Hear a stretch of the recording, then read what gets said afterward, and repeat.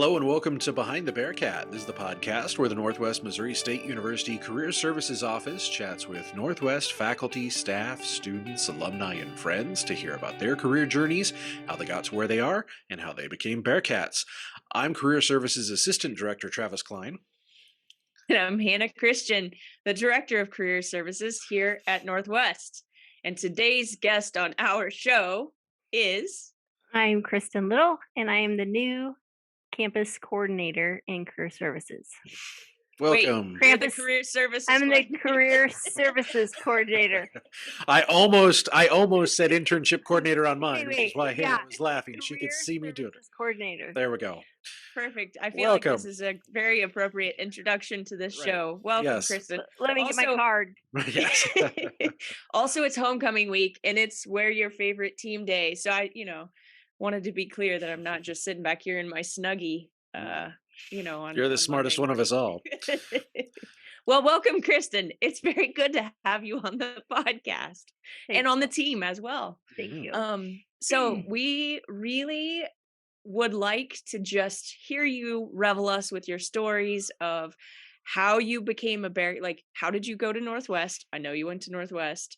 How did you come back to work here? How did you get to Career Services? We'll just let you go and just tell us stories about Kristin.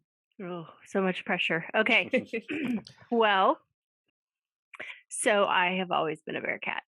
I was born and raised in Maryville. My dad had an opening. He came from Peru State and was teaching in Don Robertson.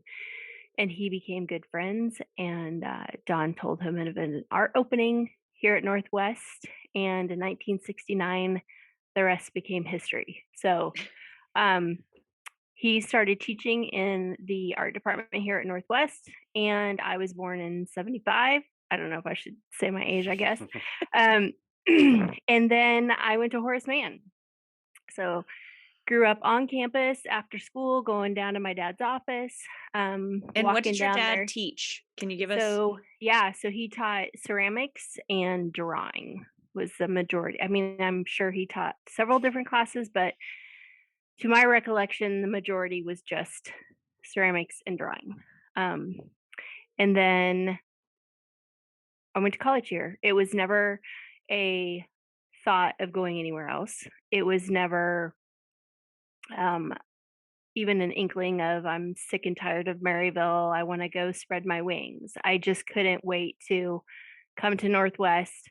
I had to pay for my own schooling, so I knew that was going to be a major part of it.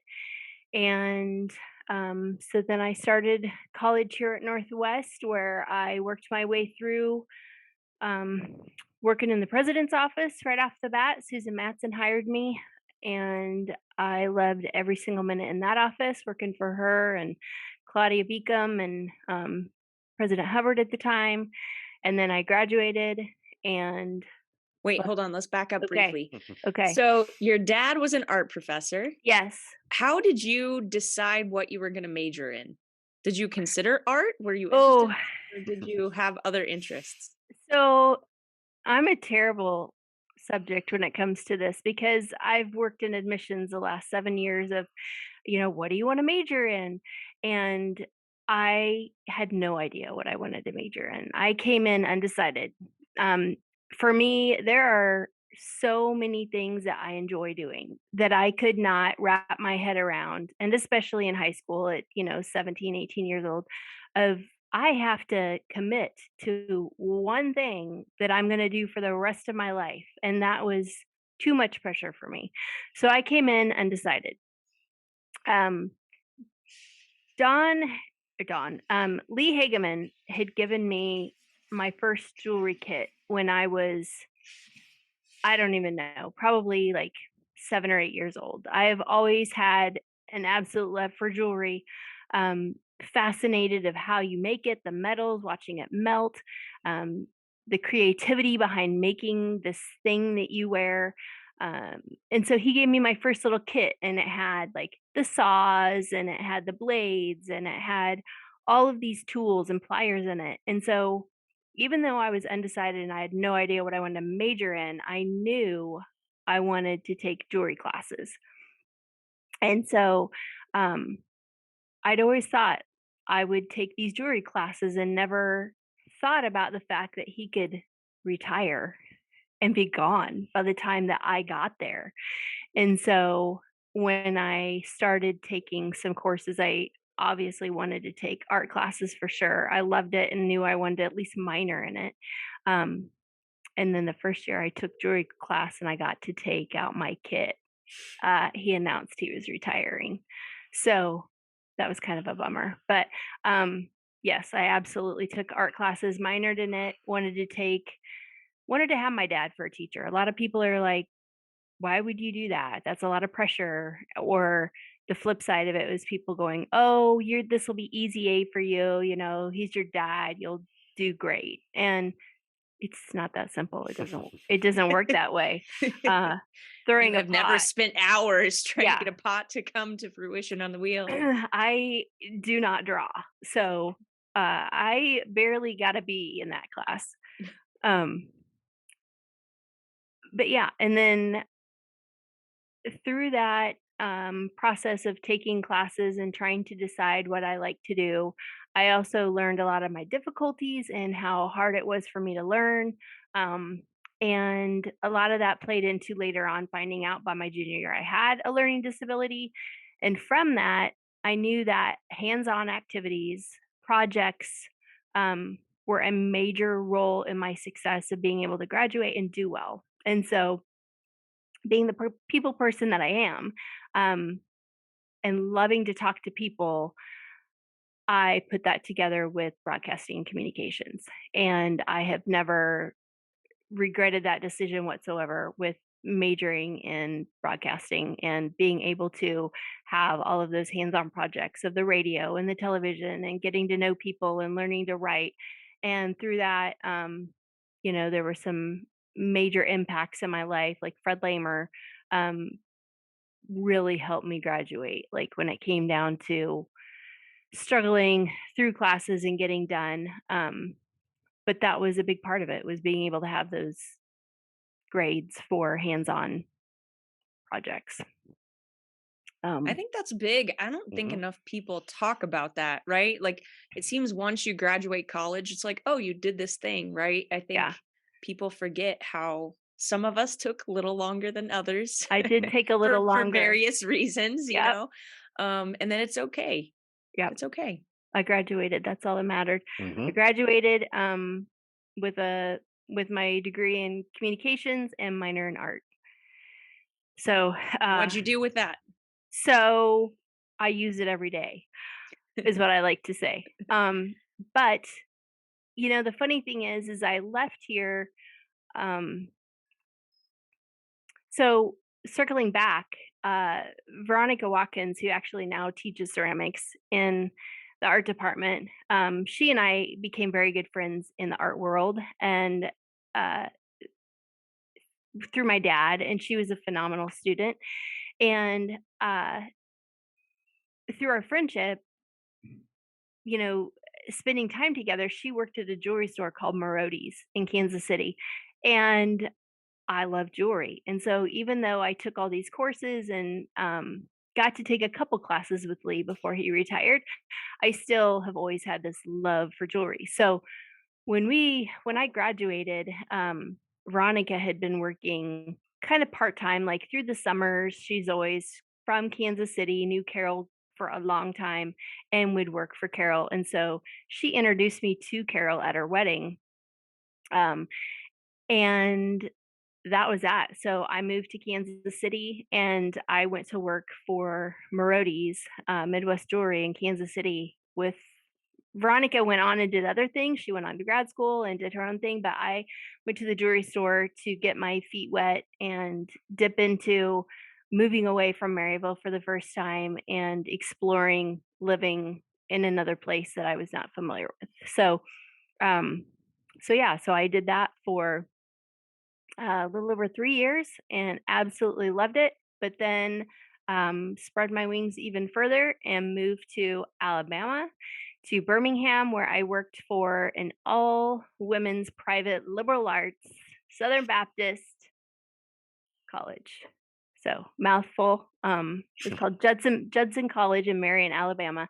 Um, and I was an admissions recruiter there, and I had a territory, and I traveled all over, and did that for a little over a year till I met my husband. So how did you how did that transition go? I mean, now in hindsight, you like jewelry to recruiting for a Uh huh. college many miles away, but how did you come upon that opportunity and like why did you want to do recruiting? Um, I wanted to do recruiting because that's what just kept coming back to me. When you start looking at opportunities, I had all the sales experience and working with people. Um, and when you're looking at what to do for a job, I got a headhunter to help me find a position, and it just kept coming back to admissions and to being a recruiter. And so I thought, you know what, I'm gonna give this a go, and I really took a chance in doing that. And my dad moved me down in a U-Haul, and I moved down there to Birmingham and got the job, and never looked back, as in the fact that I felt like, I mean, I don't want to bring religion into it, but I felt like I was totally led. Like God totally was wanting me to move down here and take this opportunity and do that. And so that's that's what I did. That's a great way to learn a new place. If you have a territory and you have to Being travel, a like recruiter. you're going to learn how to get around down there. So, Yeah, that was back in the day of MapQuest, print it off and follow your directions. Let me see where I am. Yeah, it was So what good. did you learn? What maybe were some things that you learned from recruiting that you hadn't heretofore learned in selling jewelry? It was completely different in the fact that I was working with this school. It was a very special school. And a lot of sciences and math, and they really push that female to be able to have this independence to learn and get, you know, be the same level as everybody else and get the same education. And the statistics on why going to an all women's college of not being chosen over a male and having maybe a foot up in some of those industries was so invigorating to me at that age and at that time. It really played a big role in my self-esteem. Um, but we went to people's homes. Like I would go to their home and meet with their family and talk to them about the college. So you don't do that in typical recruiting where, you go set up in a college or go sit up in a gymnasium and they come to you. Um, and I would do that. I would get those leads and I would make those connections with kids. But then I took that one step further of, it wasn't, I'm going to give you a call and see if you're interested. I made an appointment with their family to go meet with them, take them out to eat over, and talk about this college over a meal. So it was very personal, and I loved every minute of it. so what did you do after that? So you mentioned, you met your husband around that So, time. So, yeah, so I was like, here I am in this all women's culture, and I was like, yeah, I'm concentrating on me. I'm not gonna have anything to do with boys. Um, and I met Nathan in a gymnasium. We were in Selma, Alabama, and he was at the Coast Guard table, and I was at the Judson table, and um, we had a travel territory. And so I would always see this guy, and I always thought, I'm not gonna think about that. Um, but we would have meals afterwards. Like all the recruiters would get together and have meals, and pretty soon we were talking a little bit more. And then he got orders to go off to Cleveland, Ohio, and I thought, I'm not following a guy. I'm doing my job, and so Skype was back then. So we would Skype, and I would still see him, and we would talk, and we had no intentions of continuing the relationship, but we did. And a while later, I did end up moving up to. I wanted to make sure that that I moved because at this college you had every hand in the process. So I met with their families to go over financial aid. I met with them to make sure everything was taken care of. And so I wanted to be there when they all moved in to start college. And so I stuck around until August, till everybody moved in and started their freshman year for that class. And then I moved up to Cleveland where Nathan was stationed.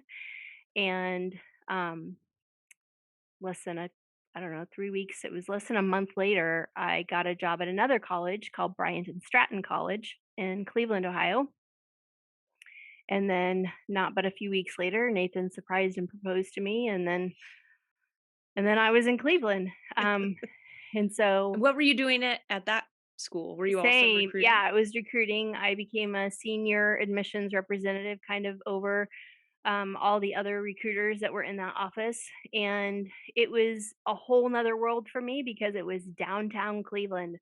Um, and it was fascinating for me to live somewhere where I could walk to a grocery store that was in this brick building in the middle of the city, um, with a coffee shop and a jazz bar next to it, and my apartment just right there. Like, I'd never lived in a city where I could just walk to everything, you know?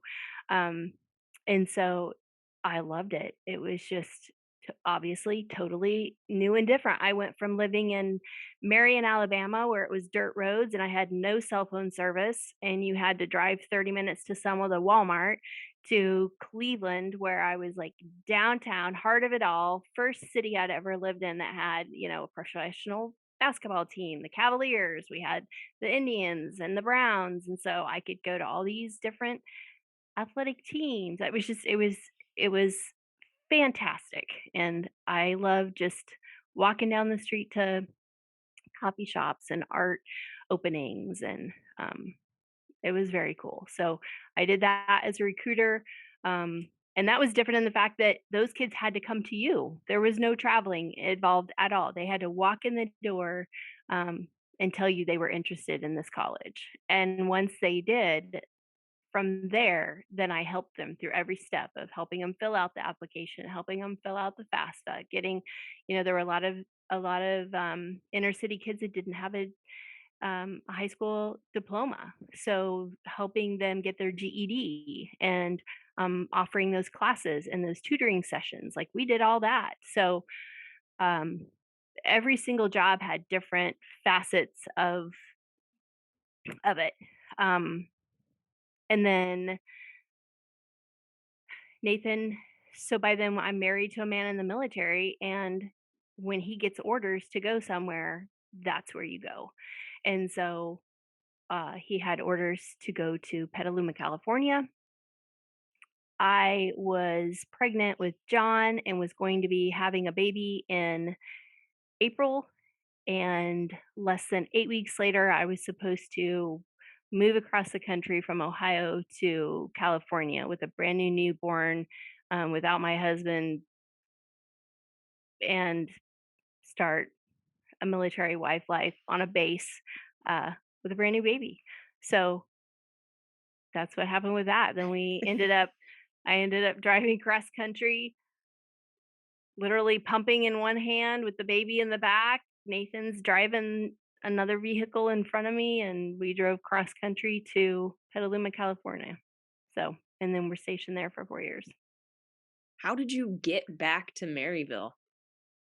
Um, Coast Guard seems so like Coast Guard, a yeah, coastal thing. it was. So, gosh, it's a long, I don't know if you even want to hear all this story. So we lived in California for 4 years, had my daughter Chloe in California. Nathan is originally from Ohio and wanted to get back to close to his parents to be able to be near the grandkids, you know, that whole facet. So he is an electrical engineer. He taught electronics. And so, in order to do that and be anywhere close to, as you said, he would have to go out of rate and go into something that he didn't technically do all the time, which was recruiting. So he went back into recruiting. He'd done it one other stint. So he went back into recruiting and was the chief officer in charge of a territory all around in Columbus, Ohio. So we got stationed to Columbus, Ohio, and moved there from California. And um, just 3 years into our billet, my dad passed away suddenly, unexpectedly, and so I moved home to take care of my mom. I waited a year, stayed in Ohio for a year after he passed, and then I moved home with my kids. Excuse me. I moved home with my kids to take care of my mom. She'd been having some health issues and wasn't able to keep up with the house and the things that go on. And so Nathan stayed in Ohio for another year, bringing him to his 20 years to be able to retire. So I came back to Maryville to take care of my mom. Um, where it gets crazy, and again, where God had his hand in everything, was that for that year that I was back with my kids, I would not have been able to work. There's no way that I could handle doing what I was doing and working. Um, and no job openings came available that I ever saw, because I was keeping my feelers out there. I was thinking, what am I going to do when I get to Maryville? What on earth am I going to do for a job? And I just knew, I just had faith that it would all work out. Like I was like, I don't know. All I know, I'm going for the right reasons. I'm going to take, and everything else will work out. So after Nathan retired and moved back to Maryville, literally that next summer, an opening came up as the campus visit coordinator. And I thought, how is that possible? How is it possible for a job opening to come about at Northwest, where I would love to have worked and never thought a thought of it, thought it would be reality, have it be a position that I didn't have to travel. That was the thing. Like I could be a recruiter and I could go back out on the road if I had to, but this position was no traveling. This was hosting events in Maryville, doing what I've done all my years, but not have to leave. And then And so I got the then job. you were the campus visit coordinator for 7 years. 7 years. Yep. And in that time, so you said you were hosting students and their families on campus. What kind of other things did that job entail? So I was in charge of anything over basically 10 people. If it was a large group that came to campus, like a bus tour, students come from all over campus. Uh, Not campus, bus tours come from Kansas City, from Iowa, from Nebraska, and I would plan and facilitate and host those days for those students and their chaperones. Um, ex- giving the presentation on Northwest, telling them all about Northwest, and all of that good stuff. And then I also hosted all of the big visit days that came to like discover your major. So if it was specifically about a major that you were interested in, I worked with all the departments here on campus to host a visit day that would be specifically within your major. There were other things too, such as like Distinguished Scholars Day, which is a huge event here on campus. I think a lot of people don't realize how important it is to Northwest to host Distinguished Scholars Day. That's all of our highest achieving students come to campus. And so making that day go off without a hitch is huge because we want those students here. It also entails a interview because it's a competitive scholarship for them to be competing. 10 of the top students get a presidential scholarship to come to Northwest. But within that, a very high amount of students that come to that day, period, end up coming to Northwest, regardless of that presidential scholarship or not. So, huge day here at Northwest that I wish more people knew about. And then we'd also put on other days, such as like accepted student visit day, or we do housing sneak peeks or things like that. So Saturday visit days, a lot of Saturdays, hosting families when everybody's off doing fun stuff. Northwest Admissions is always working their butt off, touring families, and Hats off to them, yep, right? Well, and I think absolutely. that's one of those things, you hear about like campus visit days and you think, oh, that probably happens 3 or 4 times a year. But we do events 3 or 4 times a week. Like Yes. we have a lot of recruitment events, and it's grown. In your 7 years in that role, I was leaving as you were coming in. We worked together for a very brief amount of Mhm. time before I came to career services, and like we were starting to ramp up. But when I came over here, and you really ramped up, and it's like we had visit days like we had a joke in this office is like, oh, the day ends in Y, it must be a visit day because I mean, you Mhm. guys did stuff every day, and then on Saturdays too. So Yep. I think people don't realize the volume of that when you have 11 schools and departments plus undecided plus achievers plus accepted. That's a lot of stuff. So I mean, you were Yeah. responsible for a huge number of events that you honestly probably didn't get a lot of time to facilitate because you go right from one to the next. So that's a big job, a Yeah. very all-encompassing job of doing a lot of things for a lot of people with not a lot of time or resources. So, But I loved it. I yeah. loved it. Um, and they do Sunday tours too now. So Wow. it's amazing to me because where most schools maybe do like, oh, we do 2 tours a day at this time and that time, Northwest does a tour every day on the hour from 9 until 2. Yeah. Mhm. I mean, we do a lot. So the big drum roll, why career services? And then I got an amazing opportunity to come here, and it is absolutely beyond, um, anything I could be blessed with. I it like, just like you said, Travis, like, it's a lot. It is a lot, um, and it's not that I wouldn't continue doing it, and I loved it, but when my son's now a sophomore in high school, and he's got soccer games on Saturdays, and I was missing things all the time. I missed all their NPR soccer games on Saturday mornings, and my husband always coached and went to the games, and so I didn't go to the games because I had to work, or it was just constantly something that I was missing out on, and it really gets to you. At this point, my mom is in the chateau in assisted living.